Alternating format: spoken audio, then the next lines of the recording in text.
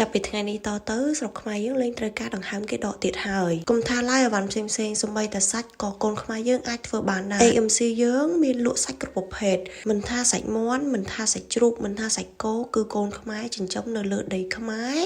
មើលថែដោយកូនខ្មែរទាំងអស់ហើយជាពិសេស AMC របស់យើងគឺផលិតសាច់នៅស្រុកខ្មែរទៀតដោយបងប្អូនជនជាតិខ្មែរយើងជាអ្នកធ្វើការទាំងអស់ដូច្នេះហើយ AA គឺខ្មែរគ្រប់បែបយ៉ាងដូច្នេះហើយបងប្អូនអាចជាវទិញសាច់នៅខាងហាង AMC Store របស់យើងដោយមិនចាំបាច់បារម្ភអ្វីទាំងអស់ព្រោះអីខាងហាងសាច់ AMC Store របស់យើងគឺគិតគូរទៅដល់សុខភាពប្រជាជនខ្មែរយើងការចិញ្ចឹមគឺមិនមានការដាក់អរម៉ូនឬក៏អង់ទីប៊ីយោទិកចូលផលិតសាច់តាមស្តង់ដារអន្តរជាតិគិតទៅលើអនាម័យនិងជីវសុវត្ថិភាពដូច្នេះហើយប្រជាជនខ្មែរយើងអាចទុកចិត្តក្នុងការបរិភោគសាច់ចេញពីហាង AMC Store របស់យើងគ្រប់ហាងបានអរគុណបងប្អូនទាំងអស់គ្នាជួបគ្នានៅវីដេអូក្រោយខ្ញុំនឹងបង្ហាញពីកន្លែងចិញ្ចឹមជាមួយនឹងសត្វតាឃាត